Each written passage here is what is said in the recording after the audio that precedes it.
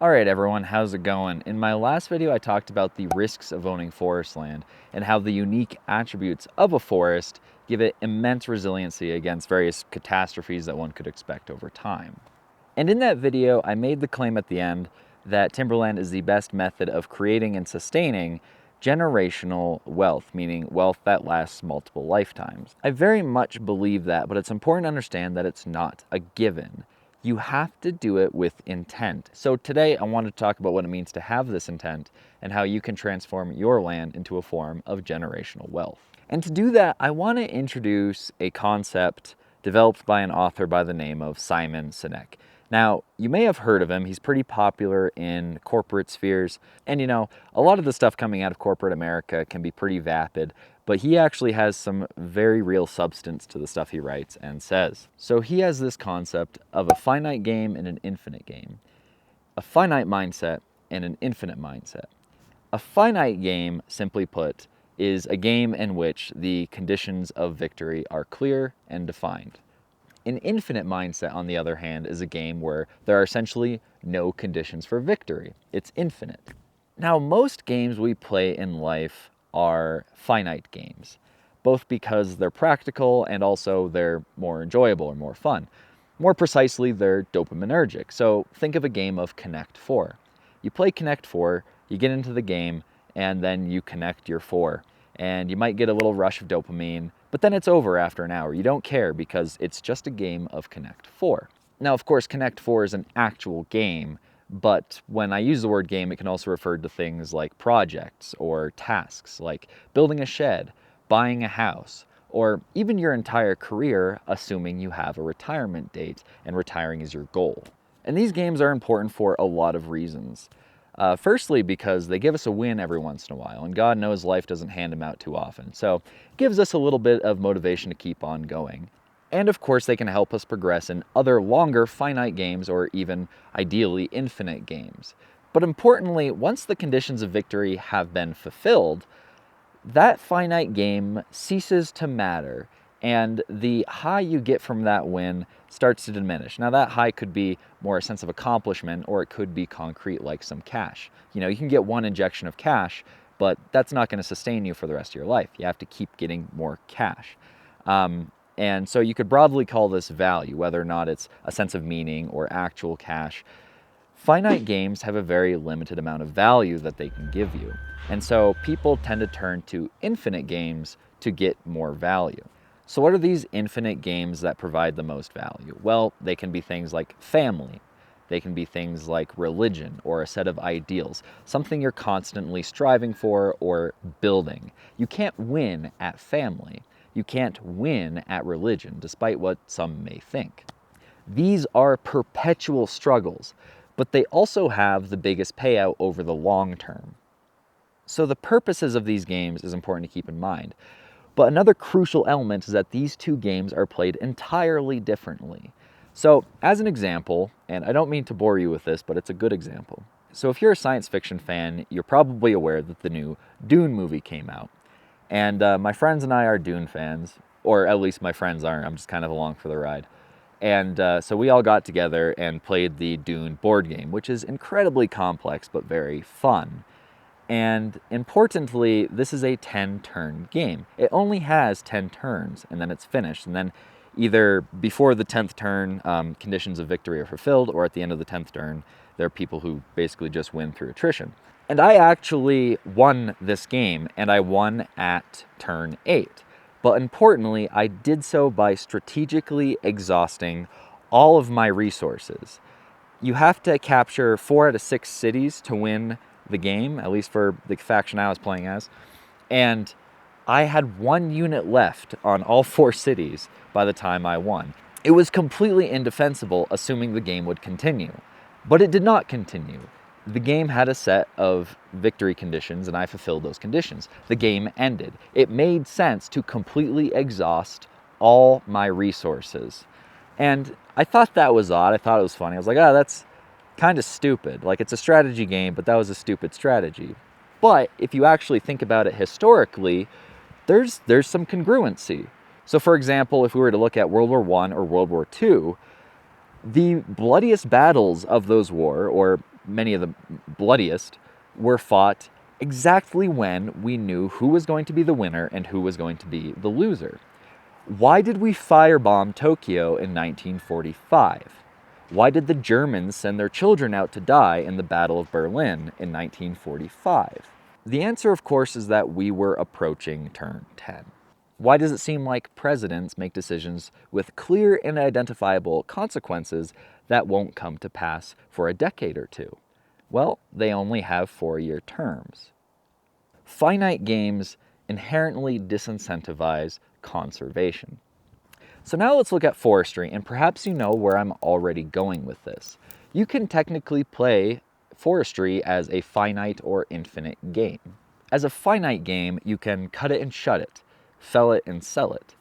But as an infinite game, you can nurture, harvest, regenerate, improve, and pass it on. All you have to do is eliminate the conditions of victory. Stop seeing the forest as a single rotation and see it as perpetuity. You turn yourself into a perpetual caretaker. So if you want the answer to the video title, there it is. That's how you turn any parcel of forest land, no matter the size, into a piece of generational wealth, into an heirloom. You eliminate the conditions of victory and you just care for it forever. And then you make strategic decisions knowing that that's the case. Not what will this get me in the next harvest, but how will this affect the forest in the long term? How will this affect the next generation, the next cohort? And if you can do that, you're really going to reap the full rewards of forest ownership. And maybe you don't want that. Maybe you want to manage your land as a finite game. That's your prerogative. It is your land after all. But I do caution you. Timberland, I think, is an inherently infinite game. And when you mix a finite player with an infinite game, it usually doesn't turn out very well. So let's take one of my favorite examples of this, the war in Afghanistan. So why did we lose in Afghanistan? Now, you can clearly take issue with that and say that we didn't actually lose. We had a clear set of conditions of victory, we fulfilled those conditions, and then we left. And that's reasonable, but it's also kind of my point. We went in there after 9/11 to find Osama bin Laden, or at the very least, prevent Al-Qaeda from being protected. And in doing so, we had to fight with the Taliban. And eventually, we were able to find that Saudi national in Pakistan, but we were still fighting the Taliban in Afghanistan. And after a while, we kind of just lost our will. We didn't know why we were there. And so the American public became exhausted of war, and a president decided to remove our presence from that country. The Taliban, they were playing a much more infinite game. They had nationalistic religious motivations. And so as soon as we lost our willpower, they just came down from the mountains, and the Afghan security forces, who apparently didn't have any motivations at all, they basically surrendered, and the Taliban was able to take Kabul very quickly, as you all know. But the interesting thing about that is it was almost a repeat of history. The Mujahideen, who were kind of the predecessors of the Taliban, were able to win against the finite Soviets back in the 80s. So in a very real way, the same people were able to outlast world powers simply because of the difference of infinite and finite games. A finite player in an infinite game is always going to be at a disadvantage at the very least. A finite player in religion is called a hypocrite or a Pharisee or something. A finite player in a marriage is called a divorcee. And a finite player in the world of business is called bankrupt. And there are definitely parallels to be had in forest land. Now, one thing I didn't talk much about in my last video about risk, which might seem odd, is diversification. And there is a very clear difference between the methods of diversification between most assets in forest land. So most assets are diversified quantitatively. If you own one stock, eventually over a long period of time, that business will go bankrupt, or something will happen to that business where the stock will go to zero over a long enough time period.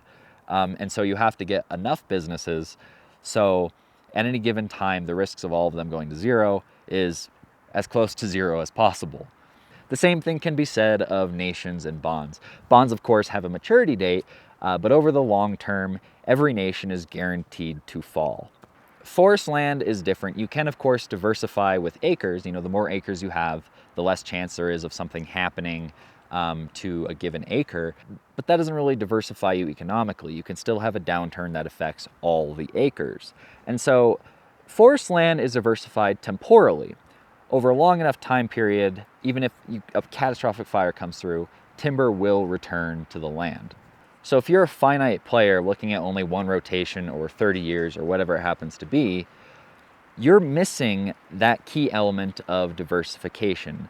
And you're essentially forfeiting most, if not all, the benefits of forest management and forestry. And the game you're playing really isn't about forest management. It's really about arbitrage or maybe maturity, like a bond or something. It's fundamentally different, and that game can be played. You can profit off of that game. I'm not going to say that you can't, but to be honest, there are probably better finite games to play. So if people are interested in getting into Timberland, I highly encourage it. It can be rewarding in so many different ways. But if you are playing a finite game, I would know what you're getting into. It's not as simple as you might think in that respect. So that's what I have to say about that. Now, if you are an owner of forest land or wish to buy forest land and you want to be an infinite player, if you want to have an infinite mindset, my advice to you is really to run with it and really take that to its inevitable conclusion. And I might even suggest to intertwine it with other infinite games you might be playing. So for example, if you're serious about creating a sort of family heirloom, then include your family in your forest management activities. Bring your kids and grandkids out and help them manage the land. Plant some trees, even if it's not strictly necessary. Do something that they can see grow, that can grow with them. And by doing so, you're also helping to pass on your vision and your values, because those things aren't attached to the deed. If you really want something that can be passed on throughout the generations, you want to make sure that your descendants are going to respect it as much as you do. And the only way you can do that is by including them and passing those things on to them as well. So that's all I have for you guys today. Hopefully you found this interesting, and I encourage you to think about it and maybe tweak the way you think about your forest. And instead of getting overly discouraged about one thing or another, just think of yourself as that infinite caretaker and think of the game you're playing as lasting forever. And if you're interested by this concept, you know, credit where credit's due. Like I said, this isn't my idea. I'm going to link in the description both his book, but also he's a very great speaker. He's one of the few speakers that I think is very dynamic and enjoyable to listen to. So I'm going to leave a video about him talking about this very topic. Not forestry, obviously, but infinite and finite mindsets. So I highly recommend you check him out. And of course, if you are serious about becoming a perpetual caretaker and you want to play an infinite game in the world of forestry, I highly recommend you go and check out my free ebook, How to Read Your Forest. It's an introduction to the principles of forestry and silviculture, and helps you kind of understand what it means to manage land, kind of the different types of management, and how to see your forest in terms of timber production. So I'm going to leave a link to that in the description and pinned in the comment below. All right, guys, that's all for now. Thank you so much for watching, and I will see you later.